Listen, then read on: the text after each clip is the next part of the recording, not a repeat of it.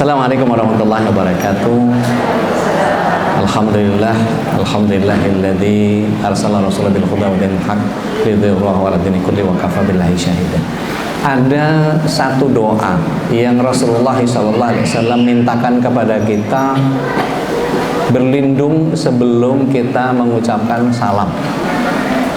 Allahumma inni a'udzubika min adzabil jahannam wa a'udzubika min adzabil qabri wa a'udzubika min fitnatil mahya wa mamat wa a'udzubika min syarri fitnatil masihid dajjal.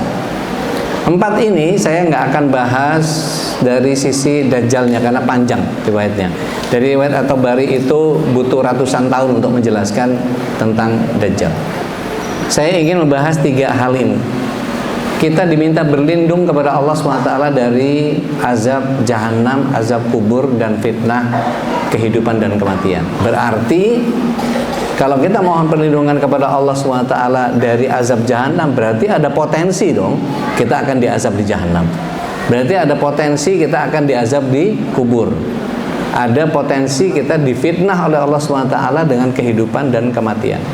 Nah, bagaimana caranya supaya kita bisa menghabisi masa di dunia ini tanpa harus mampir di azab kubur, mampir ke azab jahanam. Sehingga yang kita kerjakan adalah mencari cara bagaimana supaya di kubur dapat nikmat kubur, di akhirat atina fid dunya hasanah wa fil akhirati hasanah wa qina azabannar. Yang pertama, yang dilakukan di jahanam itu apa? Yang dilakukan di jahanam itu penghancuran dosa.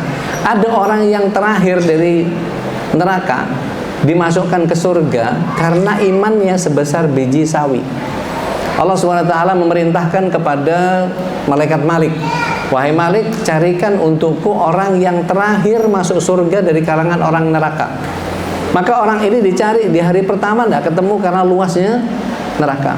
Baru ketemu di hari yang kedua di palungnya neraka jahanam, yaitu di neraka Sa'ir. Dia diambil dari sana dengan bentuk sekerat arang seperti biji sawi. Jadi sudah habis disiksa oleh Allah Taala. Beberapa riwayat menyatakan bahwa neraka itu ada dua sesi, neraka yang tidak kekal dengan neraka yang kekal. Pada saat neraka yang tidak kekal, orang tadi terakhir itu lamanya kurang lebih sekitar 500 tahun. Satu tahunnya 360 hari akhirat. Yang satu harinya kalau kita lihat surat 22 ayat 47, itu satu hari setara dengan 1000 tahun.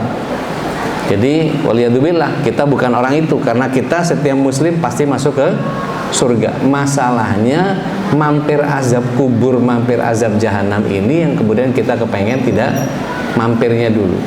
Apa yang harus kita lakukan? Habisi sisa-sisa dosa dan kesalahan kita di dunia sehingga nggak bawa bekal dosa.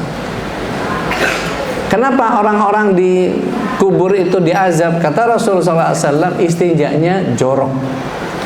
Bahkan ada kondisi di mana orang yang dihimpit dengan tanah kuburan sampai rusuknya saling menembus. Belum lagi bicara tentang sujaul akro yang ular kepalanya banyak.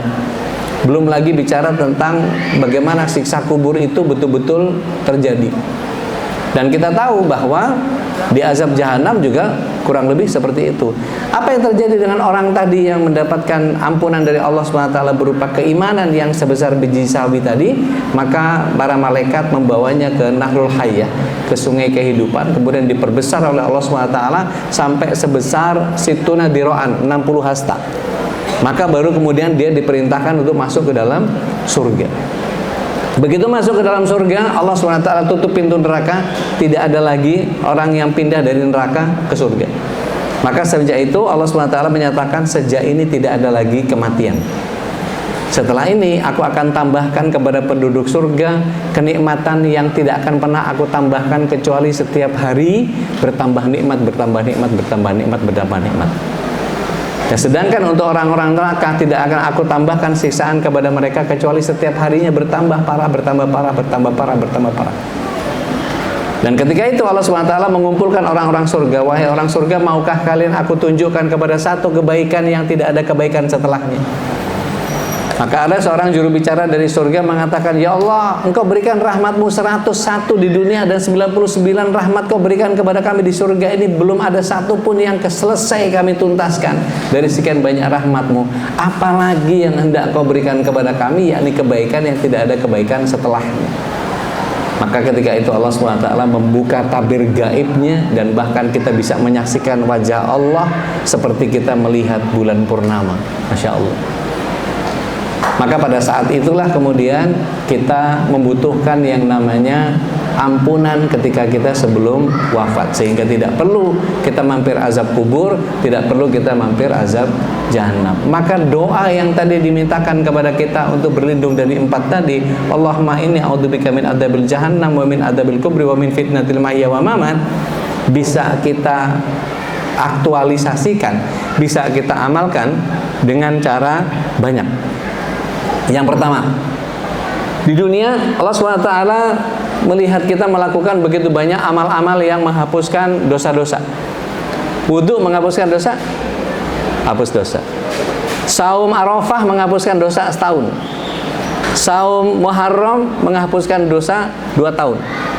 Dan ketika kita mengerjakan hal yang paling Allah SWT cinta, yakni di surat 3 ayat 31 Allah SWT menyatakan, a'udzubillahi minasyaitonirrajim, qul in kuntum tuhibbunallaha fattabi'uni yuhibbukumullah wa yaghfir lakum dzunubakum wallahu ghafurur rahim. Katakan wahai Muhammad kepada orang-orang yang mengaku-ngaku mencintai aku, katakan kepadanya, itiba'lah kepada sunnahku. Maka konsekuensi logis orang yang mengikuti sunnah kepada Rasulullah SAW, maka dia sejatinya akan mendapatkan 2 hal, yuhibbukumullah wa yaghfir lakum dzunubakum. Dia akan dicintai oleh Allah SWT dan diampuni dosa-dosanya. Bayangkan kalau kita bisa mengerjakan ini semua. Tiru ittiba Rasul Sallallahu Alaihi Wasallam, semua bagian dari mulai bangun tidur sampai tidur lagi mengerjakan apa yang Rasulullah SAW kerjakan, maka 2 hal yang dipastikan kita akan mendapatkannya. Ada rahmat Allah, ada ampunan dosa.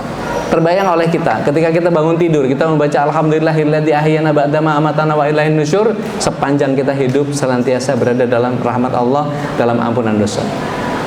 Begitu kita masuk kamar mandi, begitu keluar kamar mandi, ada doa-doa yang Rasulullah SAW senantiasa lantunkan. Begitu ngelepas baju, alhamdulillah. Begitu kita pakai baju, alhamdulillahilladzi kasani hadza tauban wa razaqani min ghairi haulin minni wala quwwah, melepasnya dengan bismillah dan seterusnya. Terbayang oleh kita ketika kita melakukan apapun yang Rasulullah SAW kerjakan, seketika itu juga Allah SWT akan limpahkan rahmatnya untuk kita, dan kemudian kita akan diampunkan dosa-dosanya. Bahkan ketika kita mampu mengikuti Rasulullah SAW 24 jam tanpa jeda, mengikatkan diri kepada Allah Tabaraka wa Ta'ala, maka yang kita dapatkan adalah kasih sayangnya Allah dan ampunan dosa.